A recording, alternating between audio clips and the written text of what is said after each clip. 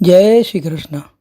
પ્રિય વૈષ્ણવજનો, આજે આપણે પુષ્ટિ સત્સંગ સાગર ચેનલમાં નિત્યલીલાસ ગોસ્વામી શ્રી જીવનેશજીના વચનામૃતનો સંગ્રહ છે. તેમાંથી 5, 6, 7, 8, 9 ને 10 વચનામૃત લઈએ. બહુ સરળ શૈલીમાં અને સમજાઈ શકે તે ભાષાથી બાવાશ્રીએ રચના કરી છે આ વચનામૃતની. તો એ પહેલાં જો આપે પુષ્ટિ સત્સંગ સાગર ચેનલને સબસ્ક્રાઈબ ન કરી હોય તો સબસ્ક્રાઈબ કરો તથા અન્ય વૈષ્ણવ મિત્રોને શેર કરો, જેથી કરીને સત્સંગના નવા વિડીયોઝ તેમને સુધી પણ પહોંચી શકે. હવે એમાં 5મું વચનામૃત કે કૃષ્ણ એવ ગતિર્મમાં, એનું કારણ શા કારણે થઈ એમ.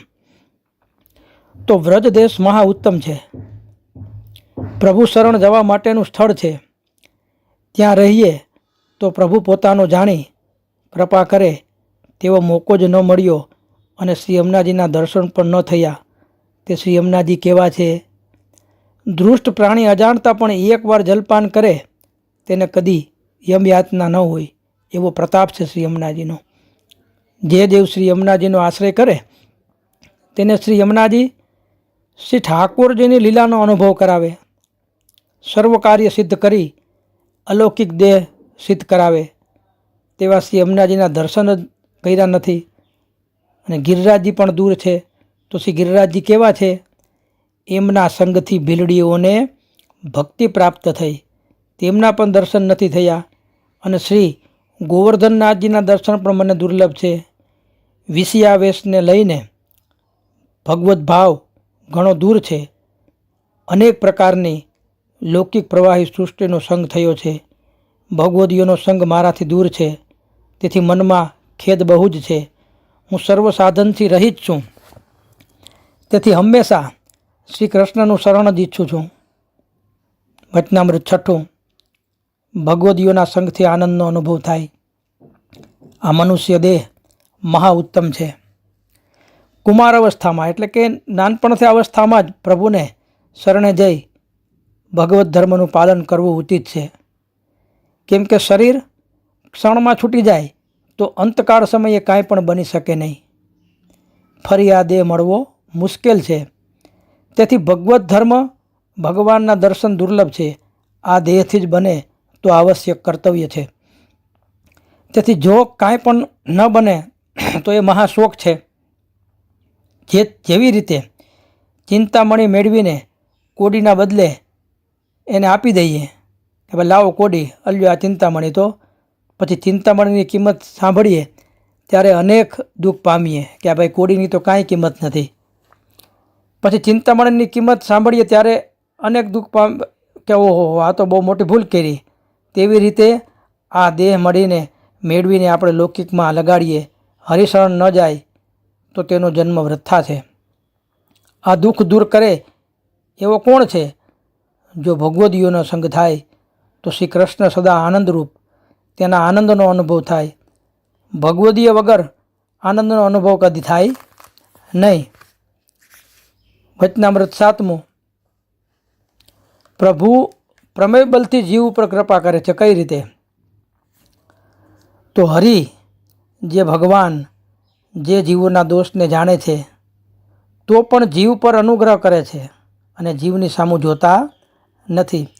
શિશુપાલ હંમેશા શ્રી કૃષ્ણની નિંદા કરતો, એવો તે દૃષ્ટ હતો. તેને પણ સારી ગતિ આપી. ઇન્દ્રએ જલવૃષ્ટિ કરી દ્વેષ કર્યો તો પણ તેના ઉપર પ્રસન્ન થયા. એવા શ્રી કૃષ્ણ સદા કૃપા જ કરે. પોતાના પ્રમેય બલથી જીવ પર અનુગ્રહ કરે છે. પુષ્ટિ માર્ગમાં પ્રમેય બલથી જ સર્વ કાર્ય સિદ્ધ થાય છે. જીવના સાધનથી કાંઈ પણ બની શકે નહીં કે થઈ શકે નહીં. અને જીવ ક્યાં સુધી સાધન કરી શકે? તેના સાધનથી દોષ દૂર થઈ શકે જ નહીં. પણ શ્રી મહાપ્રભુજી કહે છે કે જીવો સ્વભાવ દૃષ્ટા, એટલે કે જીવ સ્વભાવથી જ દુષ્ટ છે, અજ્ઞાનથી પોતાને ઉત્તમ માને છે. તેથી જીવના સાધનથી કાંઈ પણ સિદ્ધ ન થાય. પ્રભુ પ્રમેય બલથી સિદ્ધ કરશે.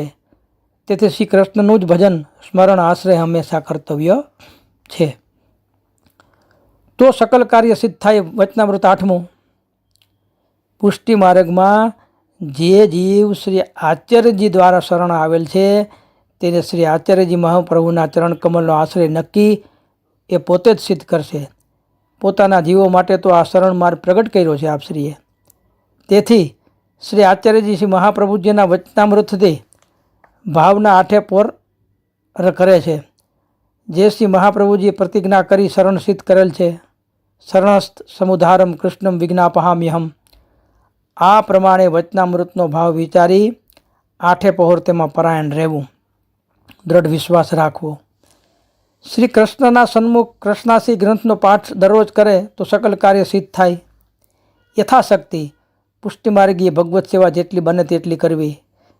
પ્રભુની સેવા કરવી તે પુષ્ટિમાર્ગીય ભગવદીઓનો મુખ્ય ધર્મ છે. પુષ્ટિમાર્ગમાં જેટલો વિરોધ છે તેને અગ્નિ સમાન જાણવો, જે તેનાથી દાજી જઈશું. આ પ્રમાણે ભય જાણી છોડવાનો પ્રયત્ન કરવો વિરોધને, જે પુષ્ટિમાર્ગીય વિરુદ્ધ કાર્યનો પણ આપણે ત્યાગ કરવો. વચનામૃત 9મું. આશ્રય કરવાથી સર્વ જ કાંઈ સિદ્ધ થાય છે. જે જીવનો પ્રભુમાં દ્રઢ આશ્રય થયો તેનું બધું જ કાર્ય નક્કી સિદ્ધ થાય, તેમાં જરા પણ શંકા નહીં. શ્રી કૃષ્ણ ફલાત્મક પુષ્ટિ પુરુષોત્તમના શરણનો આ પુષ્ટિ માર્ગ પોતાના દેવી જીવોને માટે શ્રી આચાર્યજી મહાપ્રભુજીને અલગથી જ પ્રગટ કર્યો છે. શ્રી આચાર્યજી મહાપ્રભુજી શ્રી કૃષ્ણાશ્રી ગ્રંથમાં કહે છે કે શરણે આવેલા આવા જીવોના ઉદ્ધાર માટે શ્રી કૃષ્ણને હું વિનંતી કરું છું. આ પ્રમાણે શ્રી મહાપ્રભુજીએ શ્રી કૃષ્ણને કહીને પોતાના પુષ્ટિ માર્ગીય સેવકોનું શરણ સિદ્ધ કર્યું. વિવેક ધૈર્યાશ્રીમાં કહે છે કે અશક્યમાં તથા સુશક્યમાં નક્કી હરિશરણ જ છે.